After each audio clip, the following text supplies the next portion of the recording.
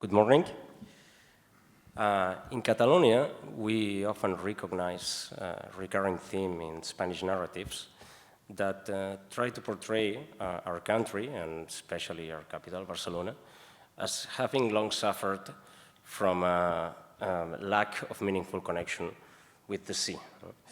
And this depiction suggests that only recently has Barcelona and Catalonia discovered the Mediterranean. And of course, this discovery is not framed in terms of geopolitical ambition. Instead, it is portrayed as a facet of an economic model based in massive low-cost tourism. And of course, recent developments, such as the construction of the massive cruise terminal in the port of Barcelona, or the ongoing America's Cup, are very emblematic of this narrative. However, we have to say that Catalonia's relationship with the sea, and especially the Mediterranean, is far richer and more complex than what these accounts suggest. In fact, such vision undermines the significant legacy that the maritime legacy has had in Catalonia's political culture and especially its place in the world. It has a formidable historic importance that is especially overlooked. We need to take into account that actually the high point of Catalan power and influence during the era of the Crown of Aragon was especially linked to its mastery of sea routes in the Mediterranean and maritime expansion. This is absolutely important. We need to bear in mind, actually, that the Crown of Aragon was a formidable maritime power between the 13th and the 15th centuries, and that its naval reach extended beyond the Iberian Peninsula and reached Sicily, southern Italy, and even parts of Greece. And these maritime expansions were not merely conquests. They served as conduits for trade, for cultural exchanges, and especially for political influence. And the maritime expansion, of course, was both a means for protecting Catalonia's commercial interests and also a statement of its ambitions of a naval power. So to analyze the naval policy of the Crown of Aragon between the 13th and the 15th centuries, we are pleased to have today with us Mr. Pol Junyent. And Mr. Pol Junyent holds a degree in history and a master in medieval cultures at the University of Barcelona. He obtained his PhD in medieval history in 2020 at the Institution Milà i Fontanals, the Spanish National Research Council, which is titled Naval Politics, Structures and Logistics of the War Navy of the Crown of Aragon, the Royal Fleets of Alfonso the Magnanimous against the Kingdom of Tunis. He is currently an instructor in paleography, diplomatics, and archival studies at the Archive of the Crown of Aragon as part of the TandEM program. And he is also a member of the consolidated research group La Corona Catalanoaragonesa, l'Islam i el Món Mediterrani, which is headed by Dr. Roser Salí Krulluc. He did research stays at the Cambridge University under the supervision of Professor David Aboufalia, and at the University of Heidelberg under the supervision of Professor Nicholas Jaspert. So, Mr. Junyent, it is a pleasure to have you with us here today, and the floor is yours.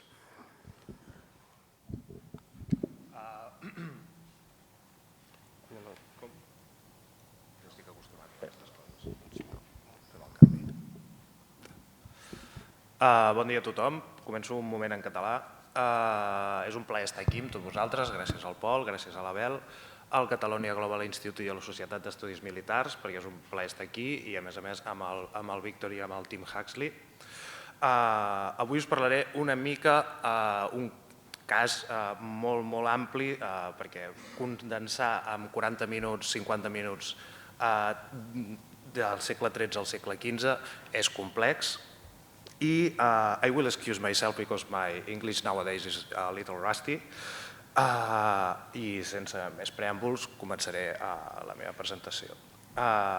If one wishes to analyze the events and historical processes of military campaigns from a social strategic perspective view, it must be clear that they are the product of a society that produces them. The royal fleets should be seen as a reflection of a society in transition and as an instrument of political power at the dawn of emerging pre-modern state models. The incorporation of the Crown of Aragon into this series of political and military changes was marked by uncertain evolution and outcome. This evolutionary process of the Crown of Aragon unfolded in parallel with the so-called Mediterranean expansion, adapting to its needs in conjunction with other European and Mediterranean medieval powers. The royal fleets were initiatives aimed at promoting the common good in which all or most of its representatives participated.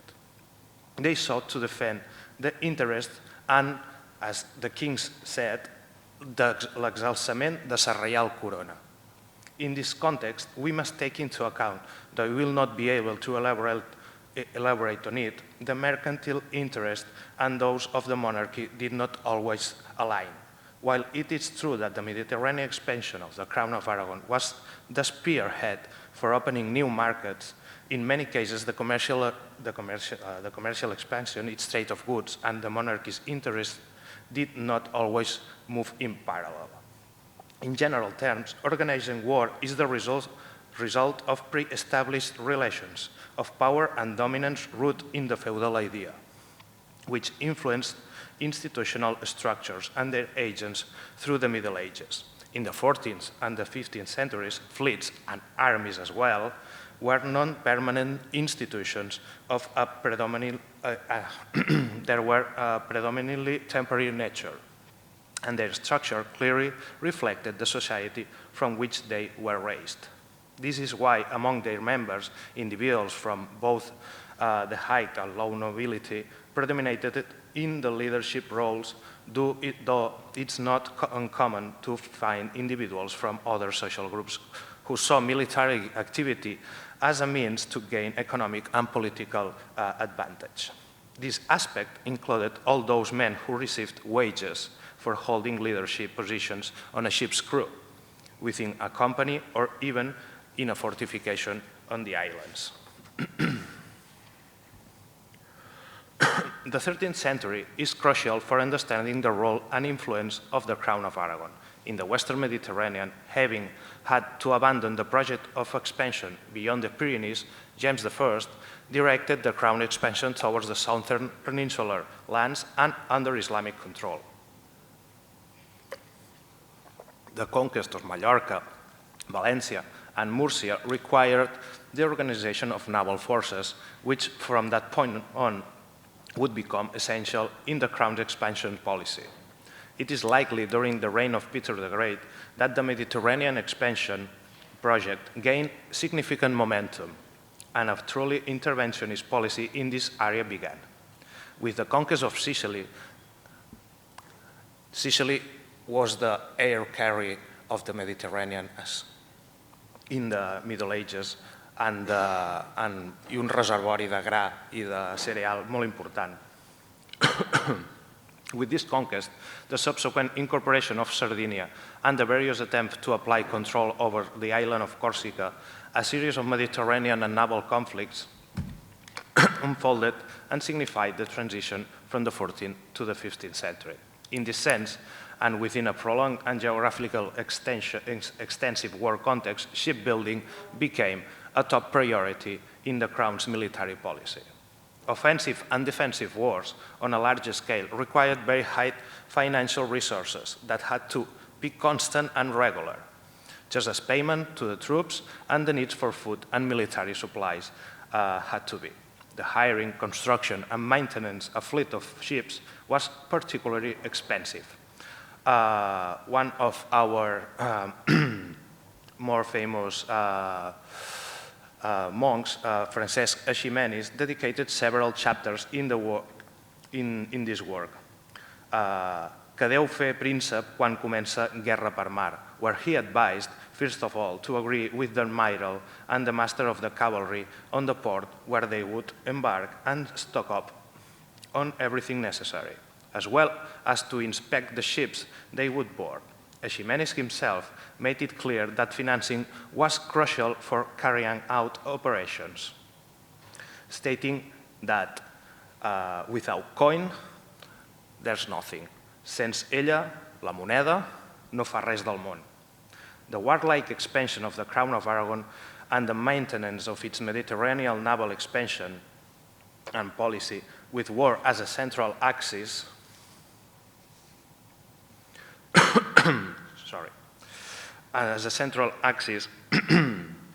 made it necessary to maintain fleets and squadrons of ships and galleys capable of operating throughout the Mediterranean.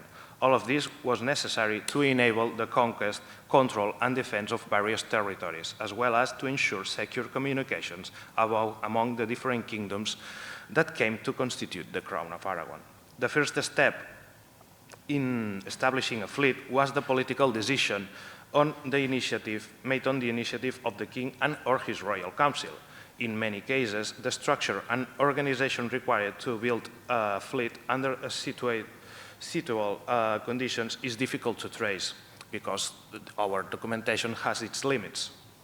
The War Navy of the Kings of Aragon and the Counts of Barcelona did not have a doctrinal operation or operational organization in the modern sense of term.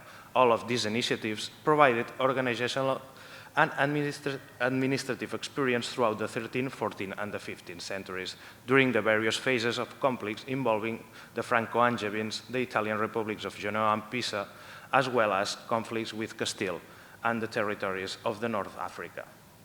Some of the most important royal fleets came to form large squadrons ranging from 25 to 50 galleys.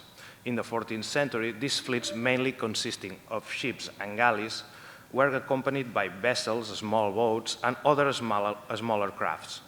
While the galleys formed the backbone of the fleet, the other ships carried out logistical, auxiliary, and reconnaissance tasks. It seems that the fleet organized in the 1353 was the first instance in the naval history of the Crown of Aragon where round ships, les naus, served as a decisive factor in a naval battle.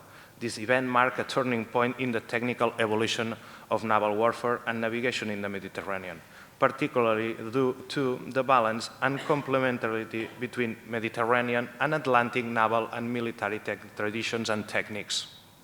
The Crown, the Generalitat, and major cities such as Barcelona and Valencia began to employ naus not merely to support galley formations, but as the central element of the naval fleets.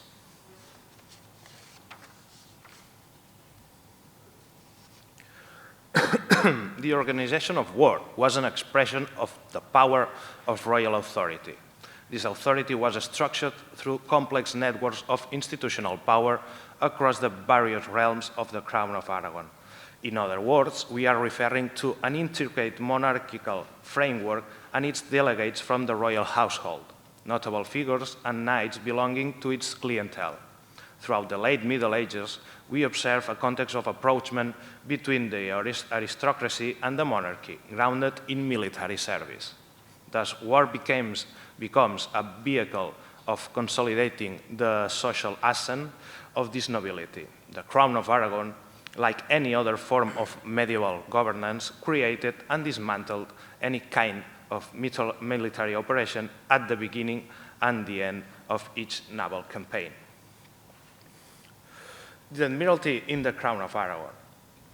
The term admiral, with its wide array of derivatives, did not appear in the Crown of Aragon until the 13th century. Consequently, appointments to the leadership of the Navy occurred during this period, although the term admiral was not yet employed. As early as the Usages of Barcelona in the 11th century, there was a notable focus on maritime security and the command of the Navy of the Counts, Lords, and Princes of Catalonia, which later expanded to encompass the whole of the Crown of Aragon.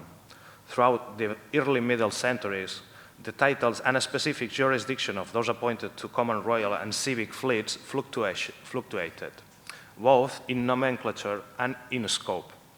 The kings of Aragon granted the command and leadership of fleets and armies to various distinguished individuals, experienced in naval affairs and of high noble rank within the crown. We cannot currently determine which originated first, the appointment of admirals or the legislation to regulate the office. As I said earlier, with this problem we have with the documentation. It has its limits and we have to work on it. The lack of formal title in the appointment of Ramon de Plegamans as the person in charge of directing the fleet for the 1228 invasion of Mallorca serves an example of this. It was not until 1230 that we can clearly document the first appointment of an admiral with jurisdiction over the seas of Catalonia and Mallorca. The appointment of Carros, we don't have a name, we have only the surname of this individual, maybe German, specifies that the admiral would be granted l'autoritat al mar, tal com els almiralls han acostumat a tenir. The authority at the sea as admirals have traditionally held. Tinc un problema d'ordre. Suggesting that the institution likely already existed or that it was modeled on a pre-existing framework. A second case that supports the limited authority and temporality of the admiralty during this period is exemplified by the appointments of Pere Bisbal as Almiralus in 1264 and again the following year when he received the title of Officium Almiralae. The creation of an admiralty for the entirety of the Crown of Aragon could be linked to the influence of several significant figures from the Hohenstaufen and Sicily, who sought refuge within the Crown of Aragon, as Conrad Llança or the Llúria family. The evolution of the admiralty appears to be materialized clearly during the Sicilian Vespers War between the 1288 and 1287. And the appointment of Roger de Llúria as admiral by Peter the Great in 1283 marks a turning point. It is during this appointment that it was established for the first time that the admiral had civil and criminal jurisdiction over all men of the fleet, both on land and on sea. This Grand Admiral was thus the commander of the Navy and held the highest military naval rank after the monarch, and also possessed diplomatic powers that his predecessors did not have. In each of maritime kingdoms of the Crown of Aragon, the Principality of Catalonia, the Kingdom of Valencia, the Kingdom of Mallorca, Sicily, and Sardinia, there also existed the office of Vice Admiral, not in Aragon. Not in the Kingdom of Aragon because there's no sea in Aragon. The Vice Admiral performed the functions of the Admiral in his absence across these various territories under their jurisdiction. However, it seems that both admirals and later the Captain General had a tendency to overlook the Vice Admirals and entrusted the duties of their office to trusted lieutenants.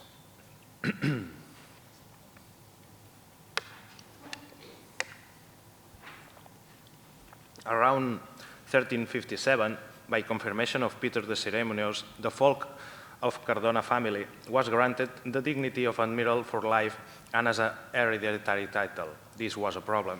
This situation could lead to the individual occupying the position being unable to exercise effective command of the fleet. It is at this time that the position of el Capità General de la Mar emerged. Thus, with the office of the admiral becoming hereditary, the Crown of Aragon began to assign the management and command of fleets to various highly qualified individuals capable of fulfilling the task of admirals. A paradigmatic case from the 14th century was that of Bernat de Cabrera, the confidant of Peter the Ceremonious, who led the vast majority of naval initiatives throughout his reign.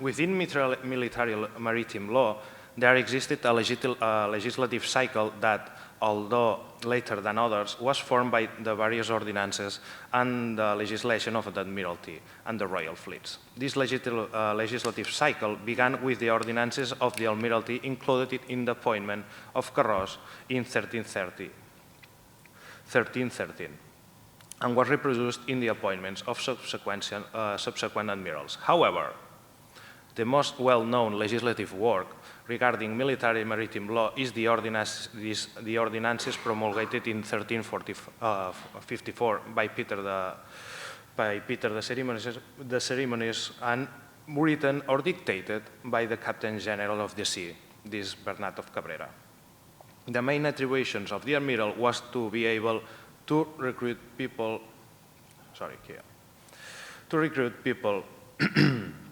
for the fleets. The preserved documentation specifies that from 15 days before and until 15 days after the licensing of the fleet, all participants in this squadron fell under his civil and criminal jurisdiction. Nevertheless, in most cases, they had their own jurisdictional specifics. For example, through a prerogative of Alfonso the Magnanimous in 1432, we can see that in the fleet of round ships, if the Captain General opened a judicial process, neither the Admiral nor the Captain General of the Sea, there was a Captain General of the Sea, the main, this kind of Admiral. And after that, there was a Captain General of the ships, of the round ships, and a Captain General of the galleys. If this Captain General of the ships opened a judicial process, as I was saying, neither the Admiral nor the Captain General of the Sea nor the Vice Admirals could intervene if the King was present.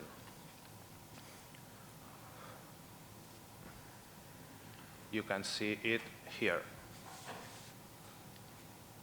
Is this. És si el capità general de les naus fa sa procés, en l'udit cas, so és absent l'udit senyor, contra algú d'ells homes d'armes o ballesters, o altres qui iran a les dites naus, vole declara l'udit senyor que els dits almirall, ni capità de les mars ni vicealmiral no puixen a entrometre del dit procés, ni tal cas a se busca per a aquells o algú d'ells abocar, ans la superioritat de coneixença d'aquell sia totalment reservada al dit senyor l'hora que coneixen el borrar. En altra manera, sia del dit capità de les naus, segons és dit.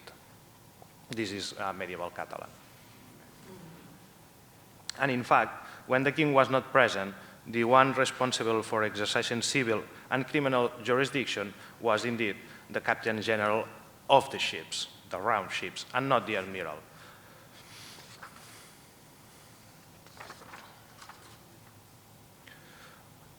En el cas, eloc, emperò, on l'udit senyor personalment no sia, el rei, vole declara l'udit senyor, el rei, que el capità de les dites naus puja a exercir la dita jurisdicció entre sobre les dites naus. This means to the ships and the people of the ships, crew and soldiers.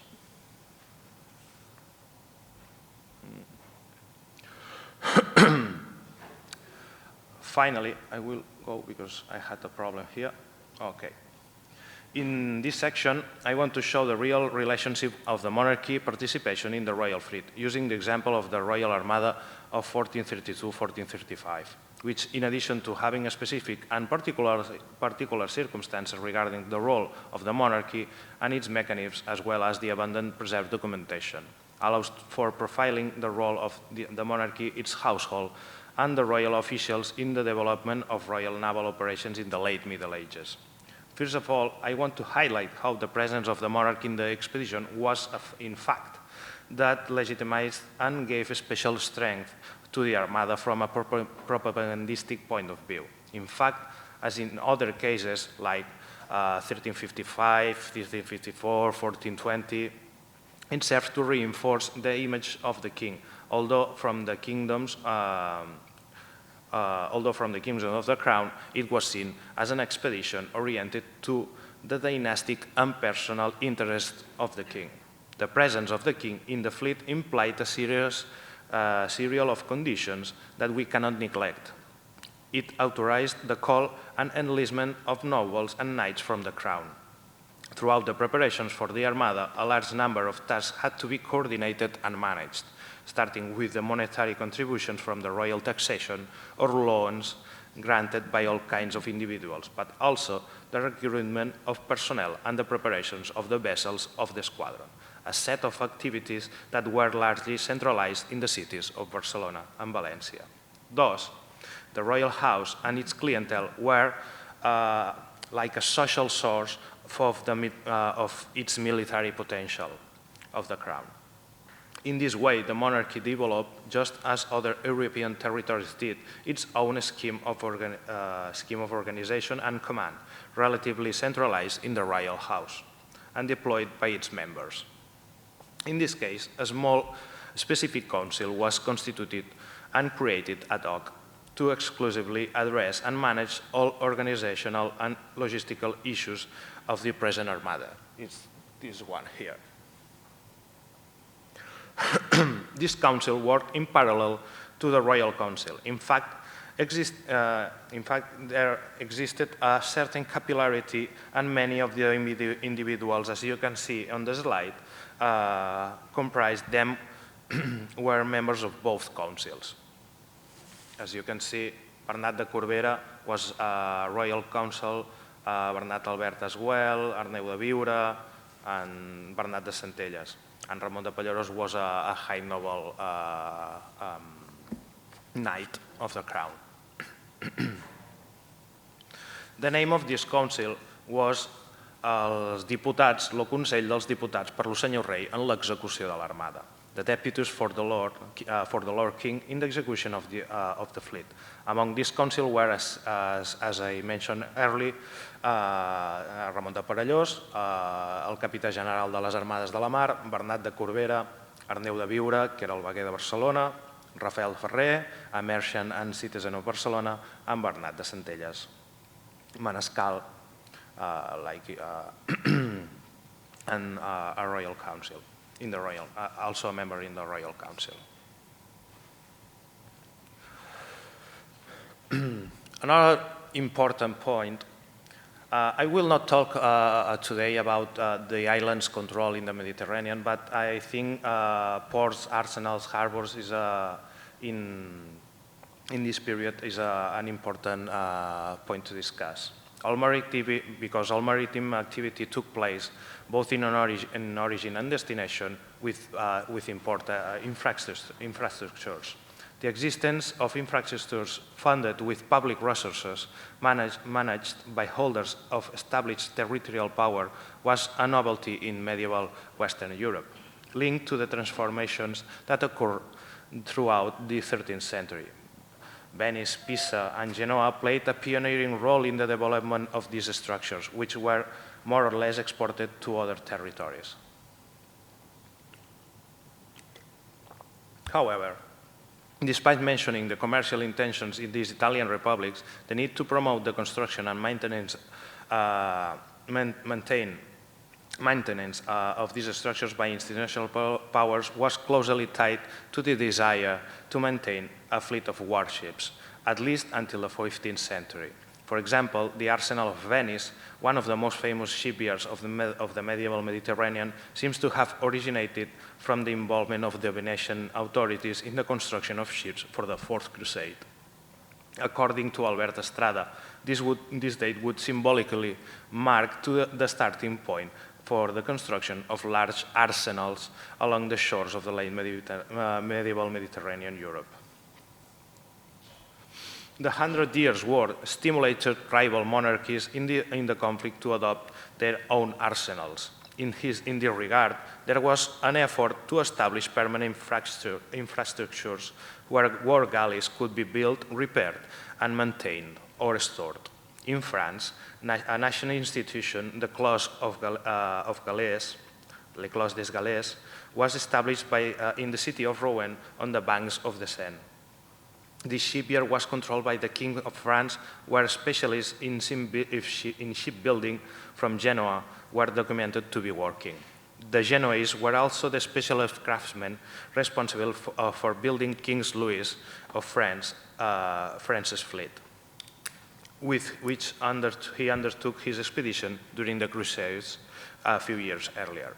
However, it seems that for the French, maritime concerns were not specific to the monarchy, meaning they were not self-sufficient in naval matters. As Ramon Muntaner said, one of our chronicles, states that he states in his chronicle regarding the conflict of Sicilian Vespers. You have to remember that the conflict was not only with Sicilians, but with French as well. He mentions that the French do what others tell them to do, as they know nothing about the naval world. Along the Catalan coast, several cities located along the Catalan coast, as I was saying, several locations stood out for their significance. Among this series of port enclaves, the city of Barcelona was prominent. Although it did not have a port as such, the beach was used as a landing dock, and some of sandbanks regularly protected the vessels anchored there.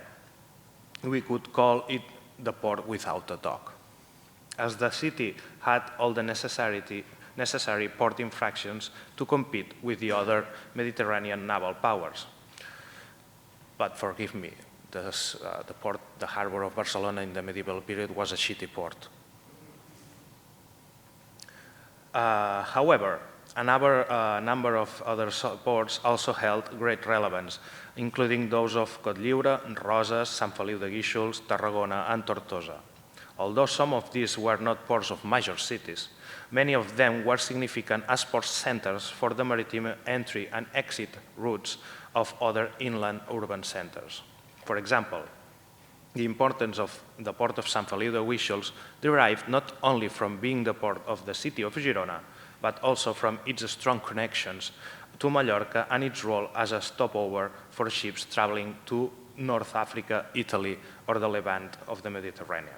In this regard, the port of Sant Feliu de Guíxols was also notable for having the most commercial and naval activity, where much of the Barcelonian merchants invested, as it was one of the few ports in the Crown of Aragon capable of building and dry docking round ships, naus, ranking as the second most important port in the Principality of Catalonia after Barcelona. The Royal Shipyard of Barcelona was not only a shipbuilding complex, was not the only shipbuilding complex in the Principality of Catalonia, or in the various states of the Crown of Aragon. A letter from the Peter of the Ceremonies in 1355 to his shipbuilders mentioned the various royal shipyards in Cagliari, Alguero, Valencia, Cotlliure, Mallorca, and Barcelona. These shipbuilding complexes stand out of their strategic importance and their direct connections to the Crown. However, they were by no means the only centers dedicated to naval construction and arming of vessels of the Crown.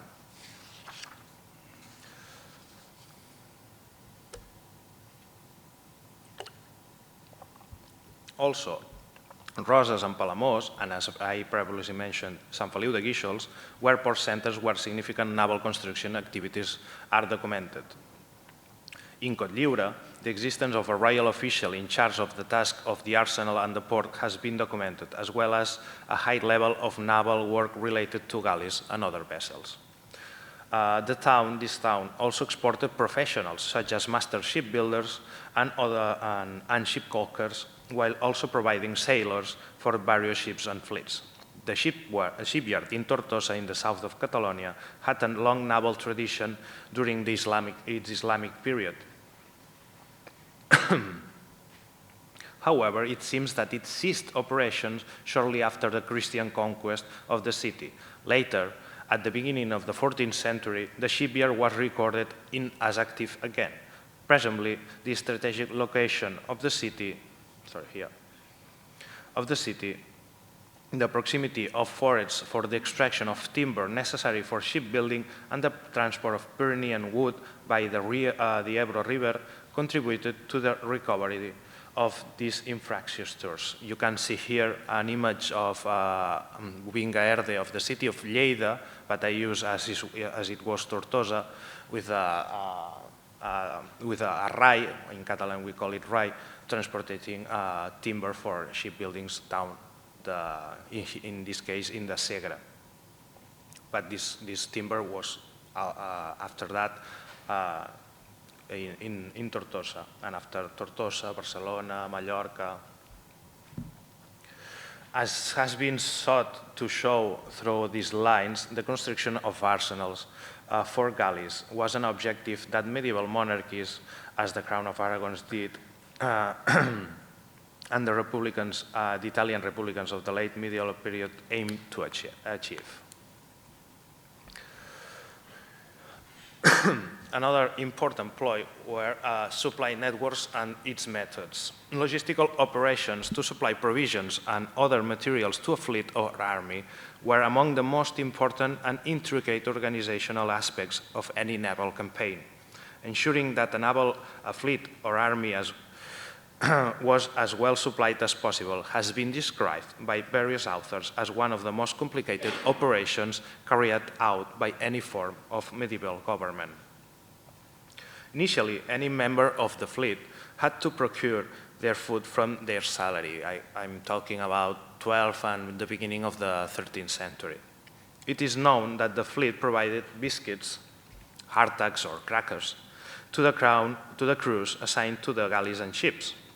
The close coexistence of crews and personnel, along with the intricate logistical operations related to the Navy, resulted in the establishment of specific regulations. The ordinances of 1359 did not foresee other foods for the contracted men than the rations of biscuits and bread, mainly biscuit, or hardtack in UK. I don't remember.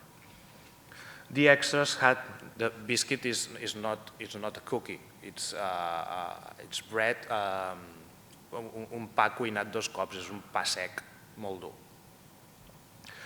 The extra of food had to be bought by the combatants or sailors themselves, although the Crown supplied the fleet with some of these foods. Supplied the fleet, but they have to pay for it. Okay.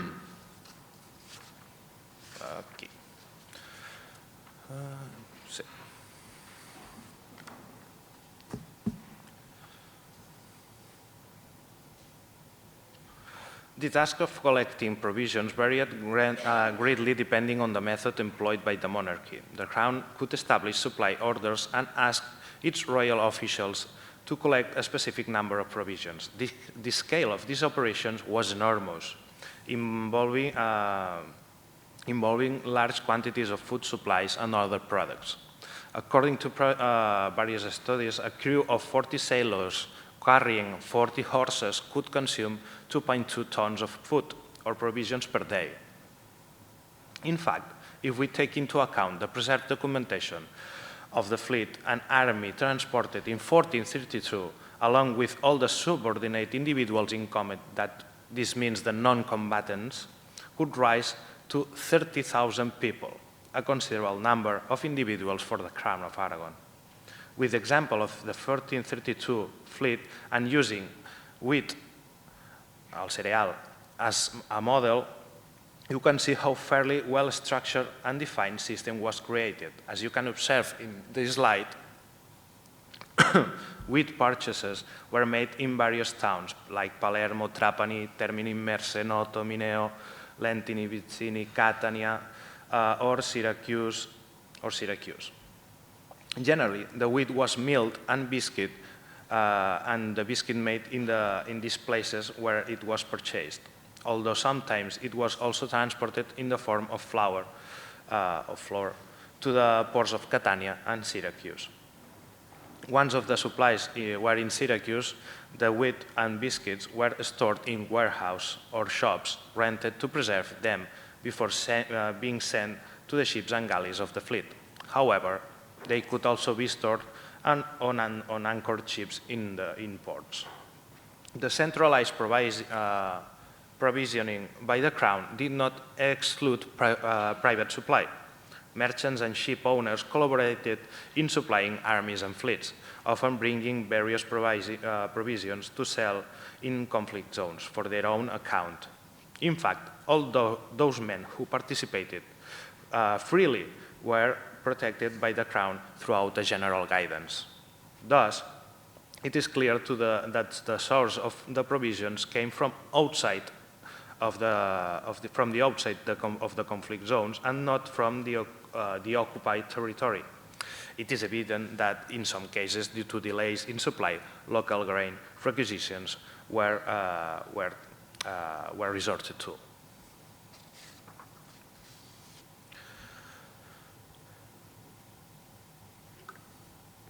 If we are talking about sea power, we have to talk about money. Arriving at this point, how was all of this financed? Perhaps one of the most complicated and difficult sections to simplify. And although it may not seem like an aspect related to naval policy, in fact, it was the most important. Without money, there are no ships, no troops, no sailors. In short, there is no naval policy.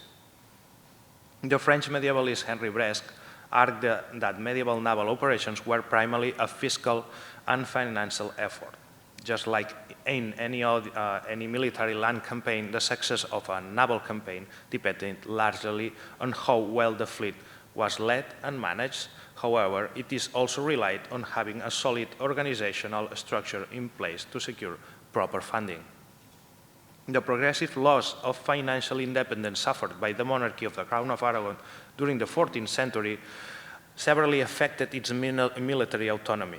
It became necessary to establish a new system that allowed for relatively immediate access to capital liquidity in order to hire and deploy men-at-arms and contingents of infantry, especially crossbowmen, avoiding, whenever possible, any political negotiation in its kingdom courts.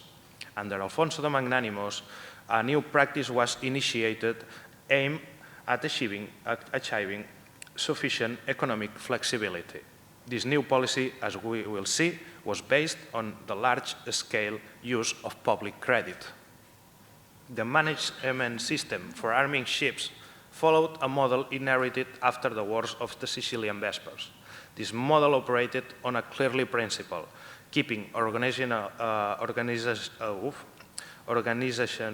decision-making separate from access to money. All accounting generated in the process was carefully processed and remained under the control of an auditor who received the money and, following the orders of a high commander, made payments, obtaining receipts to verifying them. Finally, passed this accounting to the master rational, who audited and certified this correct management.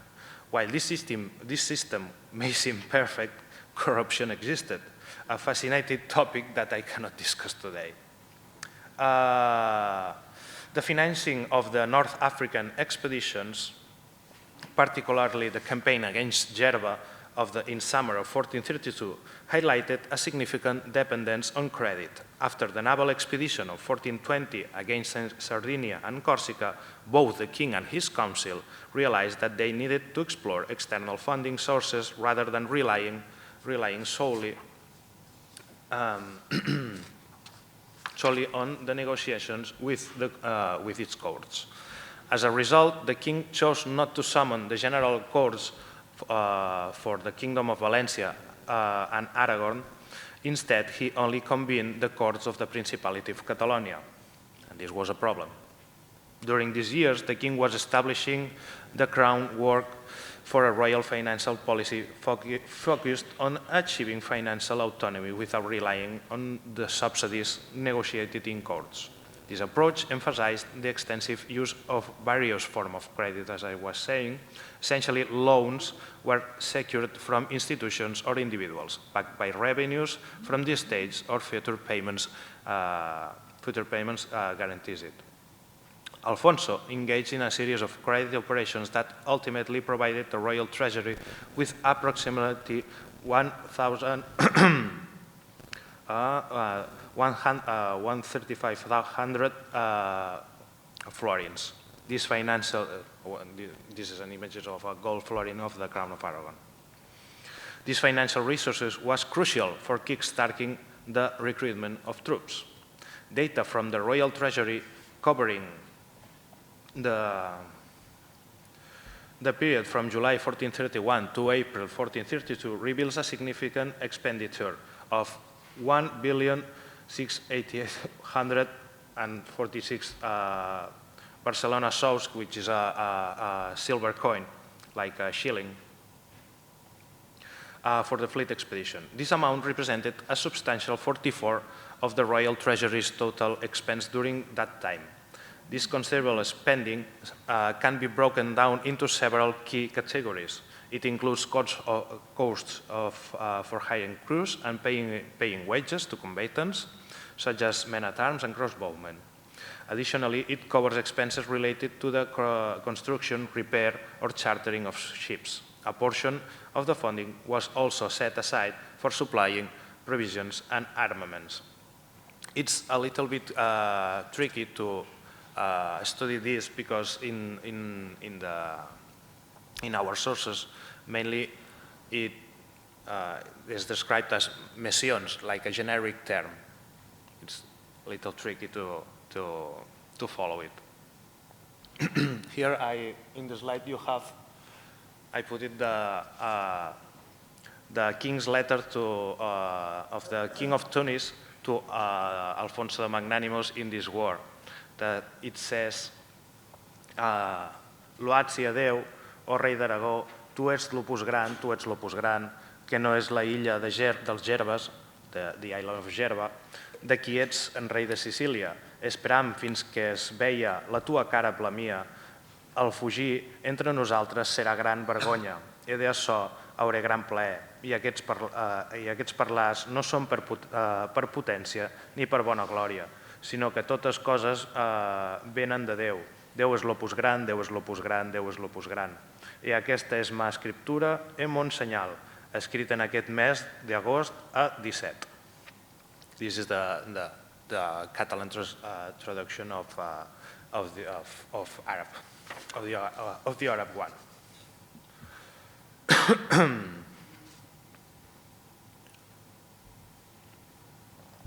I'm finishing with the opening of the taules d'acordament, that it means the raising of banners and the hiring of troops. I will talk shortly about this because it can be 2 hours long if I want. In the Crown of Aragon, the recruitment system was already highly organized by the 14th century. Recruitment was managed throughout the taules d'acordar, that it literally means negotiation tables, and enlistment contracts. The taula, literally a table, served as the central hub for recruitment, typically set up in the most strategically advantageous cities or locations. A notable example is the city of Barcelona, which was frequently chosen for recruitment, especially for naval crews. Due to its well-developed maritime district and its status as the principal city of Catalonia, el cap i casal.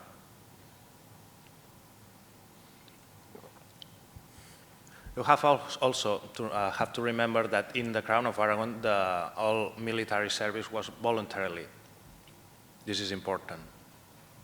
The enlistment of troops for the Royal Fleet usually began with a grand public ceremony. We have a complete documentation of the ceremony for the enlistment of the Royal Fleet in 1432. This particular ceremony is detailed in the Llibre de Solemnitats, the Book of Solemnities of Barcelona, on September 6, 1431. And a procession, a Catholic procession, departed from the cathedral, led by the king himself. The procession included the bishop and all the clergy of Barcelona, accompanied by trumpeters and royal musicians. Additionally, several knights carried the banners of the crown, the city, and the fleet. The recruitment taula was set up in front of the loggia, the traditional site of recruitment. And In front of the main entrance, the recruiters arranged the table and a large wooden throne. King Alfonso the Magnanimous took his place on the throne, flanked by its banners and the banners of the fleet. At the same time, Ramon de Perellós, captain of the royal fleet, threw coins to the crowd and deposited 15,000 gold florins on the table, formally to begin the recruitment of troops. This is an example of this propaganda when the king was in the fleet.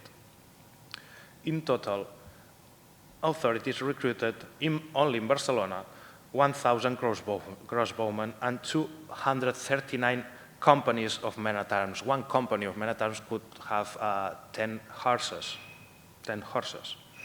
For 3 months of service. In the Crown of Aragon, there's not, and also in other medieval powers, there are not permanent armies, and the contracts were made for months. And after that, there were prorogated, these contracts. Troops received payment twice, as I was saying, an initial advance for a 1 month service between September and October 1431, and a second payment in January, February 1432 after completing their service. Fortunately for the king, the recruitment of troops and crews was carried out without major difficulties, although, as was often the case in the Crown of Aragon, he had to rely on prisoners to serve as rowers. This was illegal, but they did anyways. However, there were delays. The Catalan and Valencian galleys were not ready on time due to setbacks in the dockyards' schedules. Moreover, a significant portion of the fleet had to sail to Marseille to engage corsairs and pirates and recover 4 royal ships. Additionally, as I said in the part where I was talking about the funding of the fleet, and when the King Alfonso convened the court of the Principality of Catalonia, and this was a problem, is for this. The Catalan courts delayed the embarkation of the army due to concerns over winter storms, leading to further bureaucratic obstacles that hindered the operation. There were no winter storms, they won't pay. They didn't have the money. Well, they have, but as a result, the entire fleet was not assembled until May 1432 in the natural harbor of the Alfacs in the south of Catalonia. Finally, on May 29, the fleet set sail for Mallorca and went to the Via of Sicily, and the King Alfonso never returned to its peninsular territories anymore. And I'm ending here. I think it's, I could talk 1 or 2 others more, but I think I showed you, all of you, like a little bit of this naval policy of the Crown of Aragon, which was some examples, and thank you.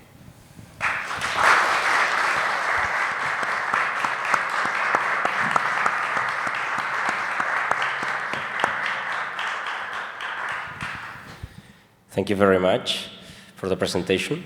I have a question before giving the floor to the audience. And my question relates to the fact that you mentioned, no, that, of course, establishing and keeping a naval fleet is very costly, no? And that King Alfonso, in the 15th century, had to basically come up with a credit system, no?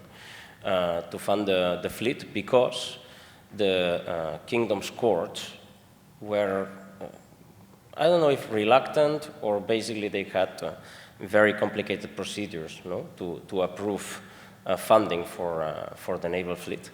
And my question is basically, was it just an issue of, let's say, excessive bureaucratic procedures within the courts, or was there reluctance on the part of the courts to keep funding this naval fleet because they didn't see the utility to it? You know, like, was there a point where the elites of the kingdoms that made up the Crown of Aragon stopped seeing the sea power as a useful thing, or as a thing that was really worth of a very strong funding? Okay, it's a good question.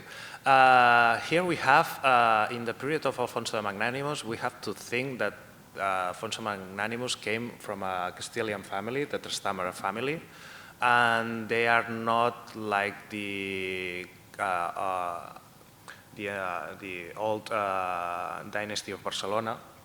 They had a more, they are not practiced.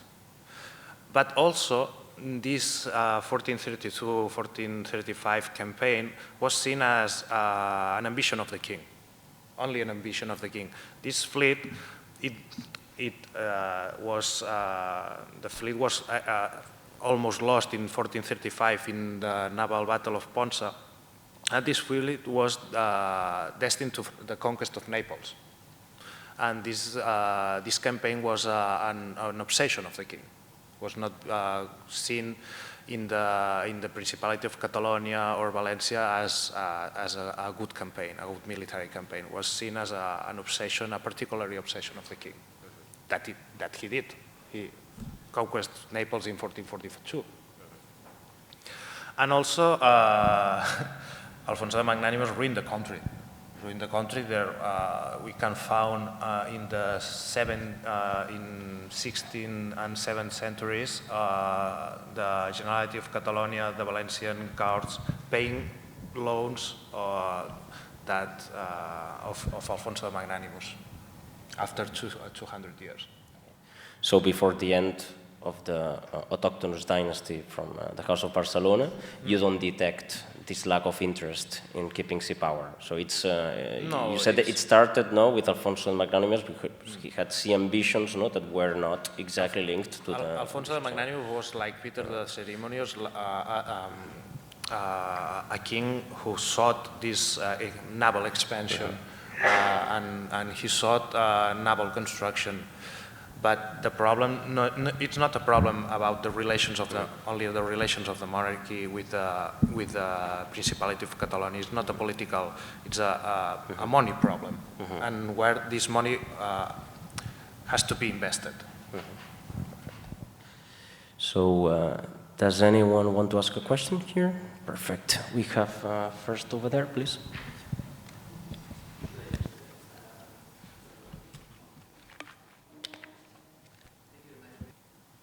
Thank you very much. Oh, now it works.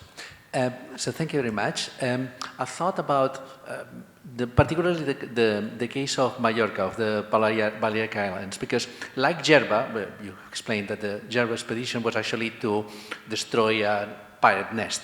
The Mallorca, and Ibiza were actually pirate bases, and it was important because you cannot conceive the expansion of the Catalan navy and trade if they had not controlled those islands, because they would have choked them. Which brings us to an extrapolation to today, because today, obviously, aviation is very important, and the three islands are like aircraft traders that cannot be sunk and have unlimited capacity. So, in essence, speculating for what the naval defense policy could be of a potential Catalan Republic, even if it were not a Catalan Republic, controlling those islands is fundamental, because if they are like placed exactly in the place that you would want them if you wanted to choke the coast of Catalonia, or else if you wanted to defend it. So it would be something that would be, it would be something that we would not ever want to give up, because controlling those islands either makes the defense of the Catalan coast easy, or more easier, or impossible. I don't want to hear some comments about that. Well, the only comment is that you are right. Yeah, as in the time of James I was seen, you can conquest Valencia, but without the islands, it's impossible to maintain. It happened to Rodrigo Díaz de Vivar, the Cid. If you have an Islamic power in the islands, with not an enormous fleet, but with power piracy, you can maintain conquest in land. As as Sicily sought this kind of air carrier in the Mediterranean. Islands are important in the medieval times. Also nowadays, having the control of the Balearic Island, the Sardinia and Sicily was like, it's easy to cross. You have to know that in the Western Mediterranean, the sea currents go like this, from the south to the north and going back. And if you have to go from the upwards to the south, crossing this, you have to do via the islands. It's impossible to do, and you have a fleet of ships made by wood with sails. You have it's the power that reelected. I don't know how to say it in English. It was a keystone to control these islands. That's why the Crown of Aragon had its own Vietnam in Sardinia. And we never controlled, the Catalans and Valencians never controlled Corsica, only Sardinia.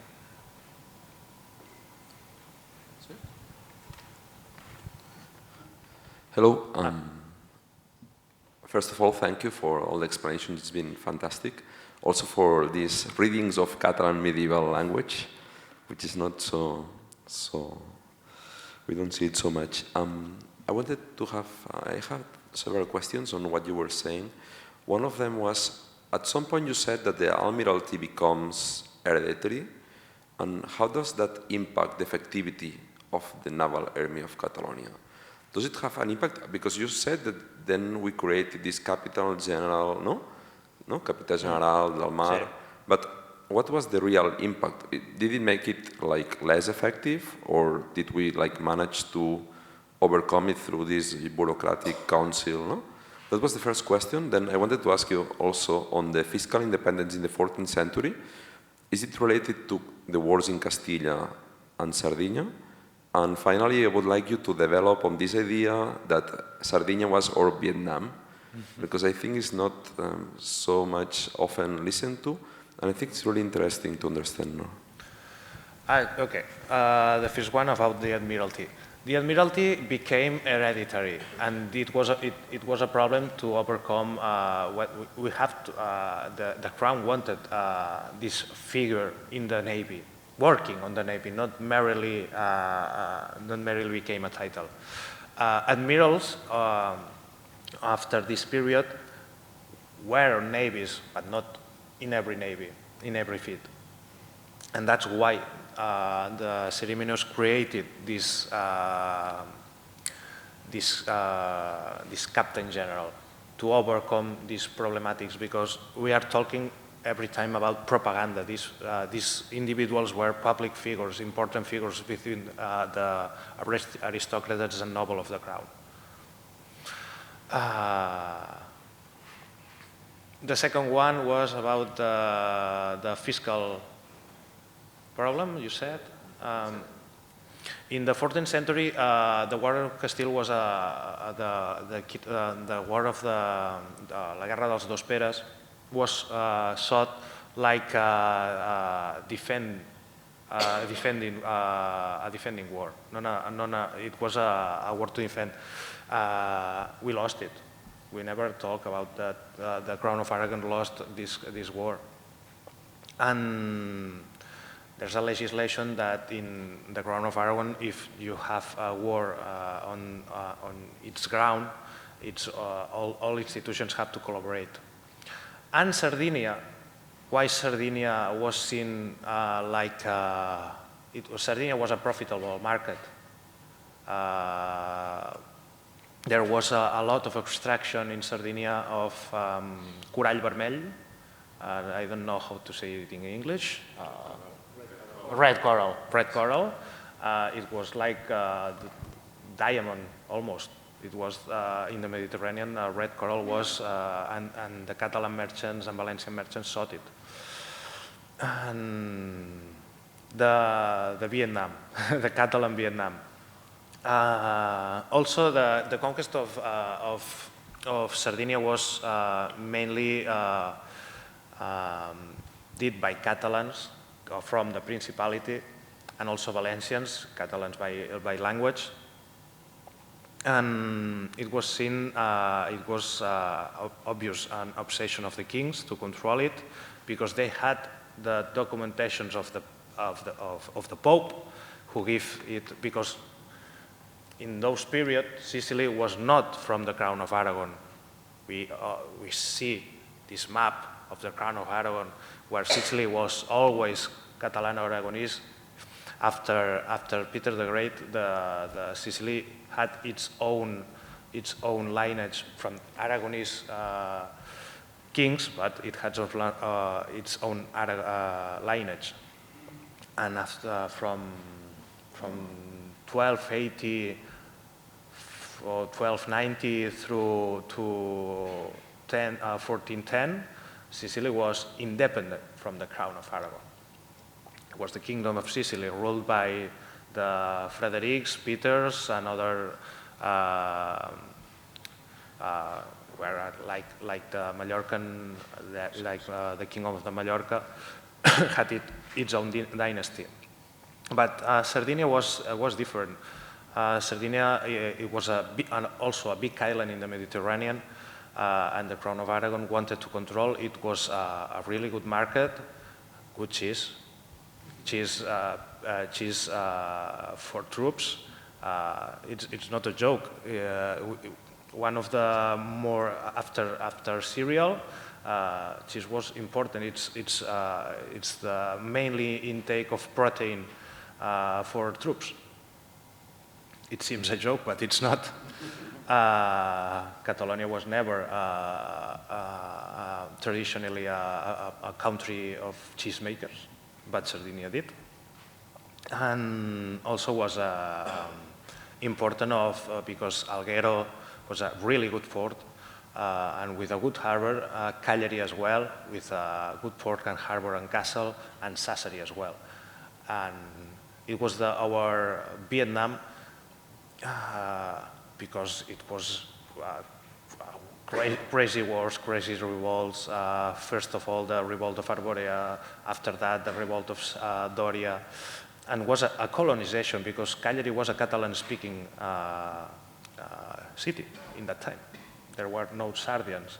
And also the Sardinians were only the Catalan-Aragonese kings made it special, because Catalonia was also a big slave trade market. Barcelona was a really big slave trade market. Some people in the 15th century calculated there was 5,000 to 10,000 slaves in Barcelona in that period of time. And Sardinians were the only Christian slaves allowed in the Crown of Aragon.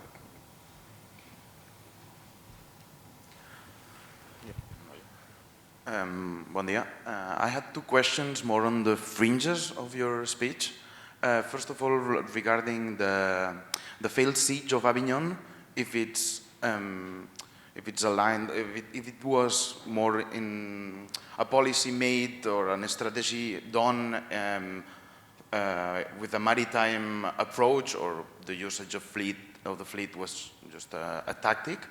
And the other one was regarding the Kingdom of Naples after Alphonse, if it had the same structures and bureaucratic structure regarding the fleet.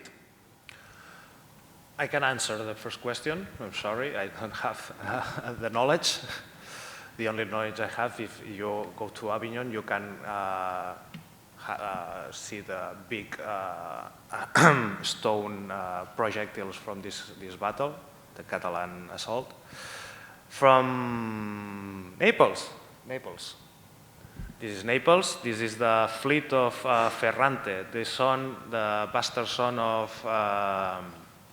Alfonso the Magnanimous, here arriving in the harbor of Naples as victories of war, because you can see here the Franco-Angevin galleys backwards and with the banners on the water, captured. You can see here as well, here galleys. The ram ship. Yes, it's inherited. Naples historian from Naples studied it, like Francesco Senatore did it as well. It's mainly the same system.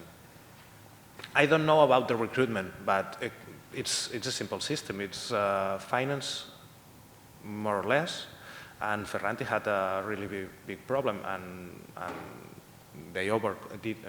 he overcome it with 2 Baron rebels, and he used the fleet as a resource, a big resource. Thank you. My name is Victor Enthoven. I'm a maritime historian, and I would like to ask you 2 questions. The first one is thinking quite simple. Is the fleet in the 13th till the 15th century, is it predominantly medieval, or is it already early modern? And I will explain what I mean by those 2 concepts. What I mean with medieval, that means that the fleet is kind of a private institution for the crown, which means that it's used to more or less dynamic interests. Or was the fleet already used for a national interest? Predominant, what I mean by that is, was it used to protect economic interests like shipping and trade? It's a very good question, and it's complicated to answer. The Crown of Aragon was a composed monarchy. It's difficult to compare to other medieval countries. It's more like it's like a little German empire. El Sacre Imperi Romànic Germànic, que tots van junts però separats. It's both. It's modern and medieval. And it depends on the king. We have like kings that had war in its mind, like Peter the Ceremonious, not Alfonso III. It is not a king. It's not studied a lot, and Alfonso the Magnanimous. With this kind of medieval pre-modern question, we have in these fleets institutional galleys from the city, from the Generalitat, la Diputació General, which is the 2 both main institutional powers of Catalonia after the king. We have the king's galley, and also the galleys from the royal household, of the nobles of the royal household, and also the galleys of Valencia, the galleys of Mallorca. In the documentation you can see the Armada of Catalunya, the Armada of Valencia, the Armada, because they were seen as one, but it's not. It's like an association of kingdoms and institutions. It's difficult to overcome this. And also, depending the period, the galleys, at least in service, survived like 20, 25 years. They were made in the Crown of Aragon. They were made really fast with not dry wood, like in Sicily, like in France. O sigui, les feien per anar de pressa, i com no s'havien de fer, però es feia així a tot el Mediterrani, a Venècia també. And we have also merchants and private ships. It depends on the period. James I had very little royal fleet. It depended on merchants. But in the Alfonso the Magnanimous had its 4 or 5 royal ships. He made 20 galleys. Thank you. My second question is about the war. To wage war, 3 things are important. That's at least that I taught my students. First of all, money. Second, money. And thirdly, money, more money. Explaining that the Crown developed a new system by public credit. And I would imagine that the Crown didn't have the prerogative to introduce taxation. No. Okay. So my question is about public credit is about trust, and actually it postpones the problem. How thought the Crown to pay back the loans? Making new ones. Sounds familiar. Yeah. But this is why I said I'm simplifying. I'm simplifying. When this with this armada attacked Gerba, they made a lot of slaves. They made a lot of gold from attacking. There was a lottery, a lot of them, and but they did pay loans with other loans. We know that. The king in Catalonia, in other territories of the Crown of Aragon could, but I'm not a specialist on funding and financial systems. I'm not a specialist. There's really good specialists in credit here working on the National Spanish Council in Barcelona. Well, it's that way, near the medieval hospital. And they saw that there was a complex system. The kings had to negotiate, of course, these taxations, and this kind of simplifying it. The king could not take new taxed new products without the approbation in courts in Catalonia, with outside wars, but it could with defensive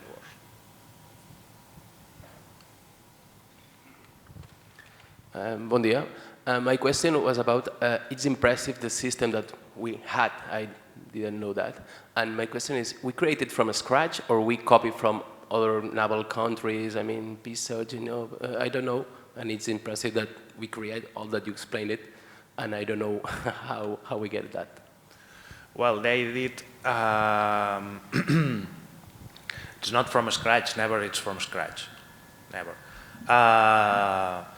I didn't talk about the period of the Catalonian counties, but we have we documented these first naval experiences in Empúries, in the Count of Empúries. It was mainly a maritime county, and the conquest of Sicily. This begins with the War of Vespers. It was studied with Lawrence Mott in California. It was studied with a lot of historians, and I can trace it also as well in the conquest of Sicily because I work on the admirals in the conquest of Sicily. In Sicily,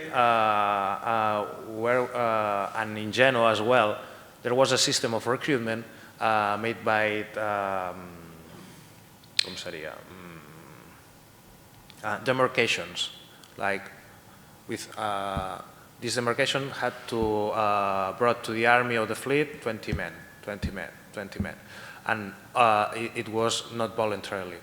When the Catalan-Aragonese conquest Sicily, applied this Genoan, Franco, and Angevin system in Sicily, and the Sicilians didn't want it, and it began this voluntarily waged system of recruitment. It's never from scratch. It's work on experience. It's created on experience. Yes, hello. I would like to ask if the Catalan fleet, during this period you talk about, developed its own Catalan identity and traditions, and if so, what happened to it in the next century, after the Trastámaras? Thank you. No, the Trastámaras may seen as a Castilian family. They engage all Catalan-Aragonese traditions. They changed its name. They changed its banners. Never talk about Trastámaras. They were Catalan-Aragonese. And when the King Fernando and the King Alphonse in its first courts speak in Spanish, the Catalans, the Valencians, the Aragonese, stop them and obligate them to speak in Catalan and Aragonese. They adopted. We can talk about the political form, but the identity was Catalan-Aragonese with the Trastámaras family. They talk about Catalan nation, they talk about everything this.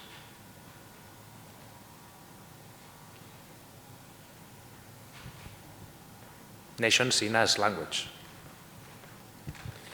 Thank you very much. Very interesting. I see that finance is extremely important, and thus wealth generated by commerce. There were a lot of ports along the coast of Catalonia, so there was a lot of cabotage generating wealth before launching into, let's call them international military. My question is that before this period, the Consulate of the Sea, or Consulat de Mar, was established, and the law of the sea, Llibre del Mar, was developed throughout this period.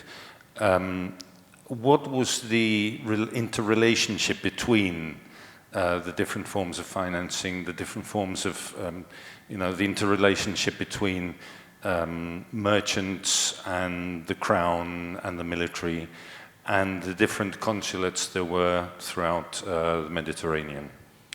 As I said, it was in sometimes they work in parallel, and it sometimes where they don't work, and it can be seen in these campaigns of Italy of Alfonso the Magnanimous. The merchants and the cities didn't want it, or at least it seems it. And from the other aspect of your question about the legislation,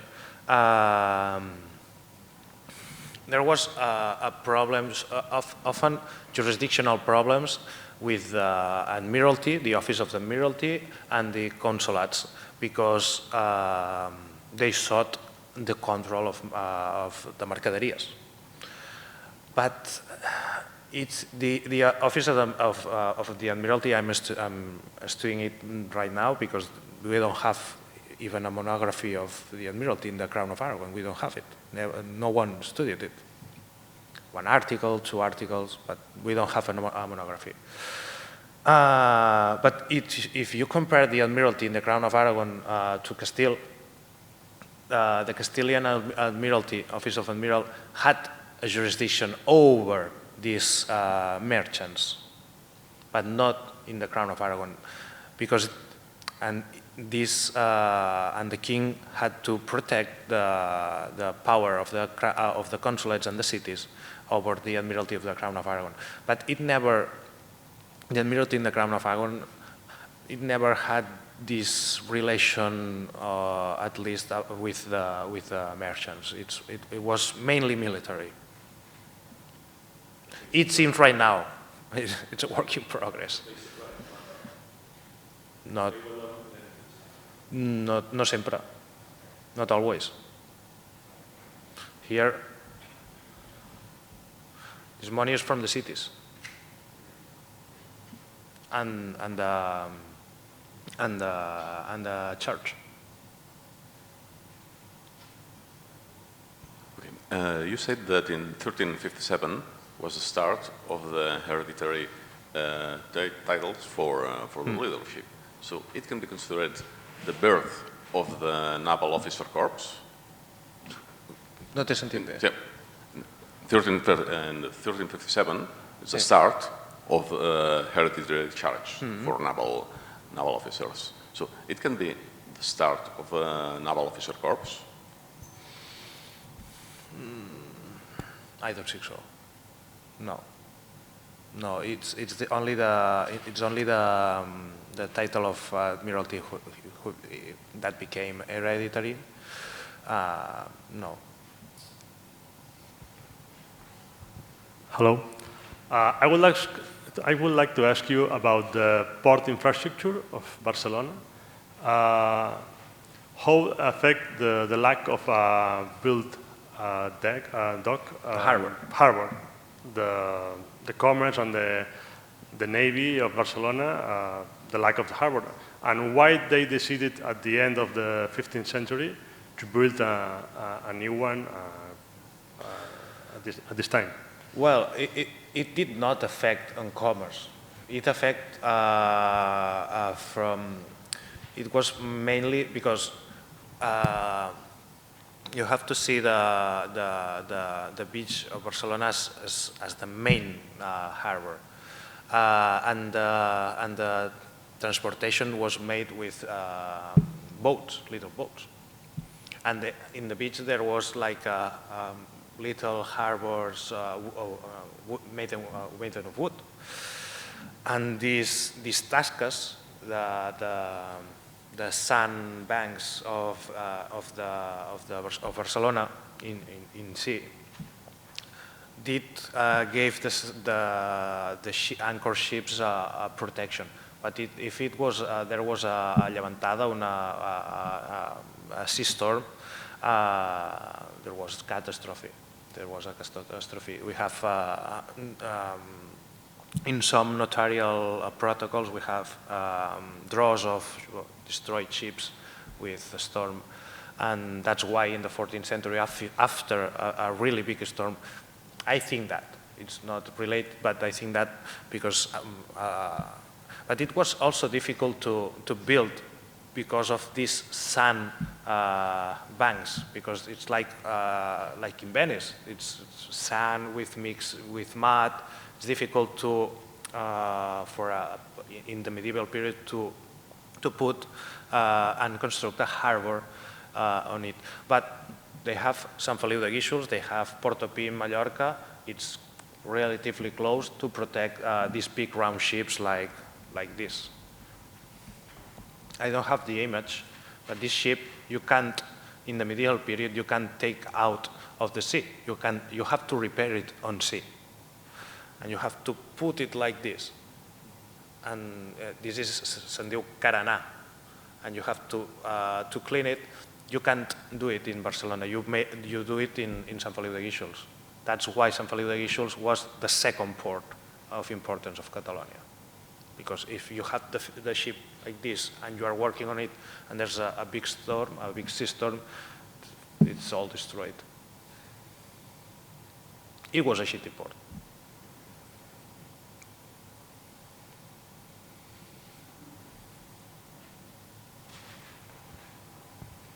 Well, thank you very much for your very interesting talk.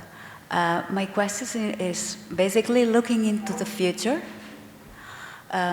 Where would you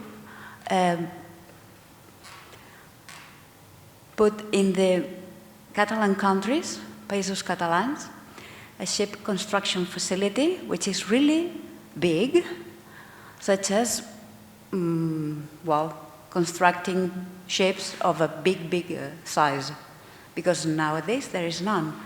According to your experience and what you have seen, and according to the overpopulated coast that we have now. Thank you. Well, the problem is not where we put it. The problem is why we never put it. And we have to destroy populations. There's no space. It's not a problem of where, it's a problem of why, how. We can do it now. It's impossible. But it's a problem of how we do it. If there is a time we can, we can. It's not a problem of how, it's a problem of the problem of where. You have in Barcelona it's impossible. The main place we can put it now, there's an airport there. We don't need, I think, and Paul Molins maybe will agree with me. We don't, in a future independence of Catalonia, we don't need a very big fleet. We need a good fleet, like in the medieval period. In the medieval period, the demographic potential of the Crown of Aragon, the economical potential of the Crown of Aragon was not in like Genoa, was not like Venice. It was about technique, about professionality. This is the important thing in the future. Not big ships, or not only big ships. I'm an historian, I don't work in future. Sorry. Thank you, Paul. Of the two kinds of ships, the round ships and the galleys, what's each one used for? Why you need two types of ship?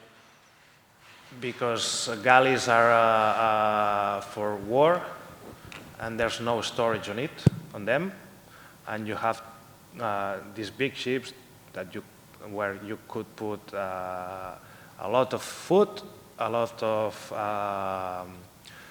pólvora, black powder in the time, and it varies in the 14th century, in the 12th century, 11th century.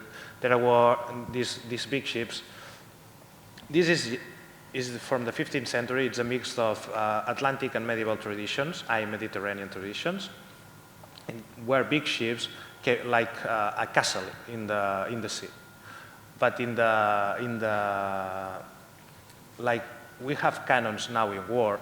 In the medieval period, in the high Middle Ages, this was not fast, it's mainly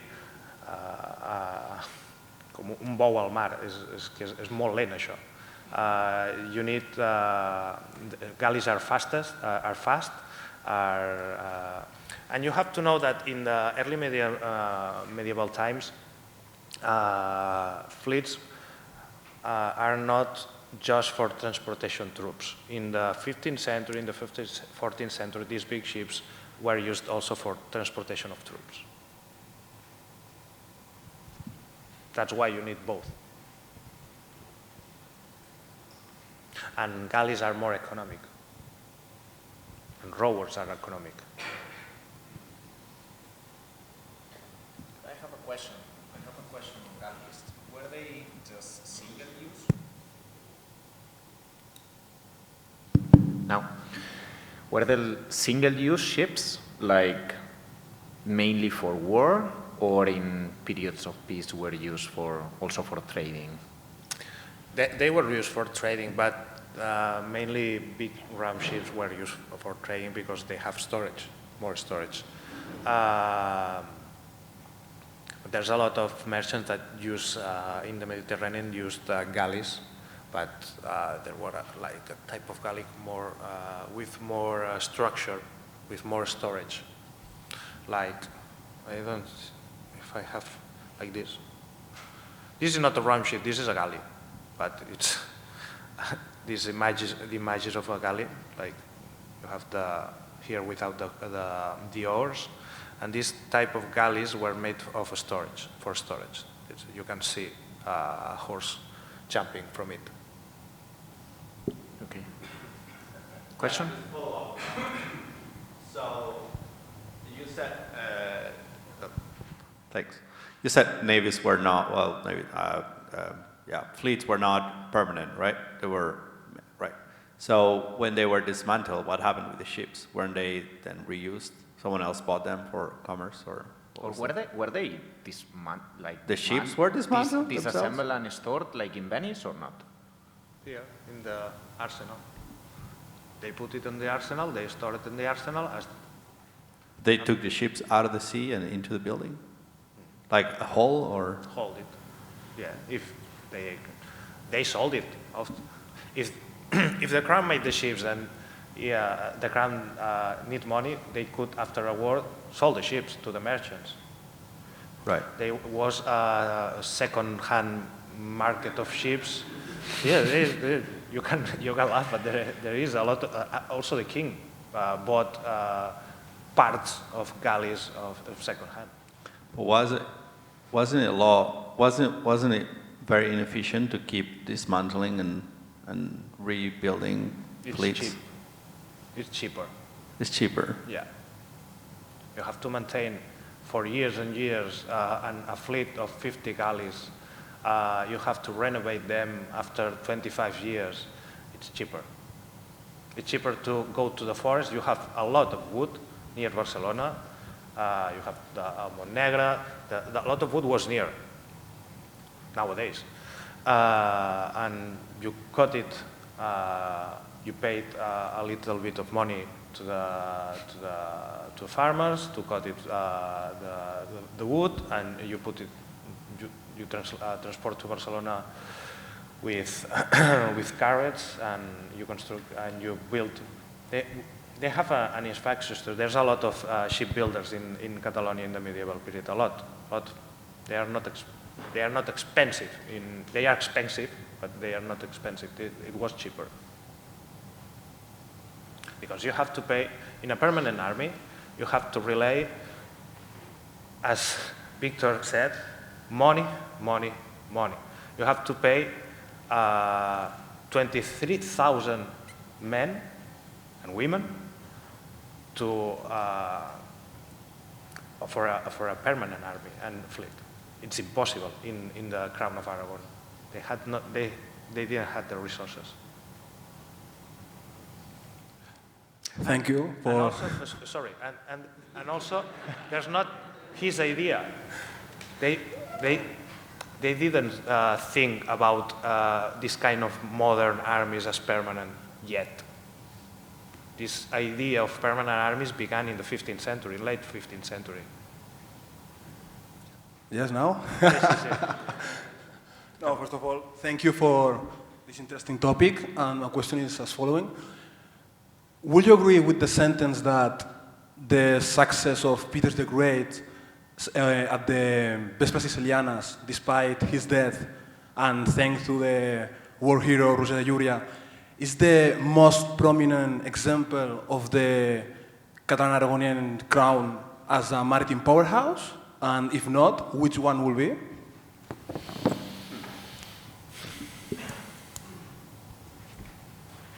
Oof.